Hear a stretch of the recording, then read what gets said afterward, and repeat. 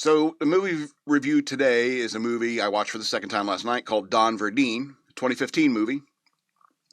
Now, when it comes to movies about religion and so forth, and Christianity in particular, there's a real cynicism about it all when it comes to what Hollywood, how Hollywood thinks about religion and the religious, especially Christianity. And I don't know if you've seen Bill Maher's Religulous or whatever like that. That's why I hate that guy. It's just so adamant about that. No way. No way. And I was like, okay, man. And so Hollywood has a real cynicism about it. They think people who believe in God are, dupes, stupid, and so forth. And like, you believe in this make-believe man in the sky gives you what you want. And it's like, actually, he doesn't give us what we want. That's why we're always talking to him. If he gave us what we want, we would never talk to him. That's kind of the point. That's how you draw closer to him. Anyway, however, despite the cynicism, there are some things I think are, fairly fair to like Christianity and people who believe, even like Judaism, people who believe in, God or heaven or hell and so forth. And that theme keeps coming up, and it keeps coming up in a conversation that Don Verdean, played by Sam Rockwell, and Jermaine Clement, I forget his name in the movie. Anyway, he has a conversation with him. He's like, it's like, you don't want to go to hell, do you? And no. And he goes, he has that thick Israeli accent. He's like, you don't want to go to hell, do you? No. It's like, do you believe in hell? I'm not sure, but I don't take chances. And that kind of theme keeps popping up in the movie. And I think it's interesting. Is like, I'm not sure that there's a heaven or hell, but I don't take chances.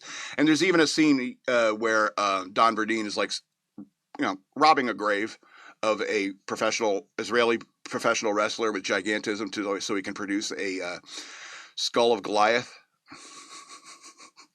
Because that's what Don Verdean does. He gets religious relics and goes and like shows them around to churches and so forth and gains clout that way. And that's what I mean about the cynicism of it, is that the cynicism is like all these people are charlatans, they don't really believe, they're just trying to make money in this limited market for Christians and so forth.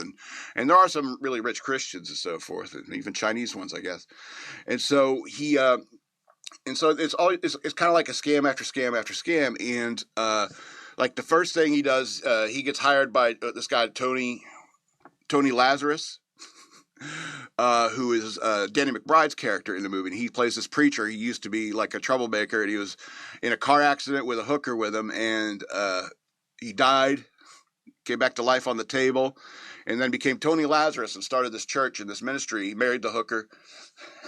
So he wants to get some religious relics so he could, grow his church, gain more interest in the church. And even Danny McBride's character in this movie, it's possible he's a true believer, and it's possible that even Don Verdean's character is a true believer, that he does believe in God and stuff like that. But this is my career. This is what I do for a living. Maybe I got to fake some stuff. Maybe I got to get a fake Goliath skull, But the ante keeps getting upped, And so it becomes, a real mess in his mind. And there's one scene towards the beginning where you get a really good look at Don Verdean's camper. Humble guy, lives humbly. It's not like he has a whole lot of money doing this. And so he's living in a camper, and it has his name written on it, Don Verdean. And below it says James 1:8, which is a Bible verse. And if you ask me, this is probably the funniest gag in the movie. Because from the King James Version, James 1:8, it says, a double-minded man is unstable in all his ways. And it's hilarious. It's hilarious because it fits that character to a T. I find it interesting that there's what's written into the movie is this concept that Jewish people and Christians like look down on each other. Jermaine Clement, he's a Jewish guy in this movie. Maybe for real, I don't know. But it's interesting because there's this kind of like there's a scene where the wife of Danny McBride says, that stuff doesn't belong over there in Israel. It belongs here in the United States where it belongs. It was like, what are you talking about? And this is like the whole point. It's like, because he's going to Israel. You know, he's going to Israel to dig up these trinkets and so forth, or else it's not going to be convincing. You know, and Israel, I don't know if you know this, but I mean, their relics and stuff are theirs. You know, you wouldn't want Israelis coming and like digging up our mass burial grounds that the Indians have. All those mounds we have, and those are fantastic. You should check them out. We wouldn't want them doing that and taking it home, taking it to Israel. Technically, that's ours. It's the same way Israel feels about the relics that remain in Israel.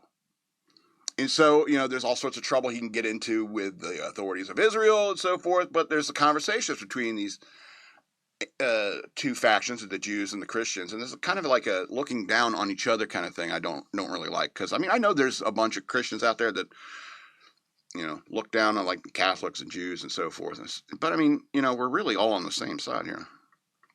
Anyway, the blocking is fantastic. The blocking and the music in this movie are fantastic.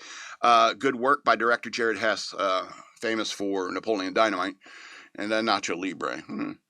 But if I remember correctly, like the blocking in both of those movies was quite good as well. And there's a scene where Will Forte is this other preacher who's an ex-Satanist, and and they're doing an announcement. It's like, oh, we got this new thing, and then all of a sudden Will Forte just pops up and asks a real challenging question, and just ducks down back into the crowd. It's hilarious. Little sight gags like that just let you know it's a comedy. It's a subtle comedy. It's a subtle comedy about religion and so forth. But I think the message is good, because eventually, you know, Don Verdean realizes that, hey, you know, I really screwed up here, hurting some people I actually care about. And he makes a confession. Confession is good for the soul. And I think that's maybe a more Catholic thing. But, you know, even as a Baptist, I confess to God, boy, I really screwed that up, God. And he's like, yeah, that was impressive. Impressive how badly you screwed that up. I don't want to use too many jokes, because it's funny. But there's one quote that Donnie McBride said as Tony Lazarus in this movie. And when he said it, it's like, you know, I actually remember that sounds like something Danny McBride would have said back in high school. It was clearly a line, I think, written by Danny McBride. And he gets us like, oh, I'm so confused. My mind is a fog, like Lucifer has farted inside my brain. I can definitely see Danny McBride saying that when we were teenagers. Anyway, 2015 movie Don Verdean, 9 of 13 stars. Rich Chinese Christians. Interesting. Well, if there are such people, my advice would be to get the hell out of China, come to America. All right, come to America where Christians are still not hunted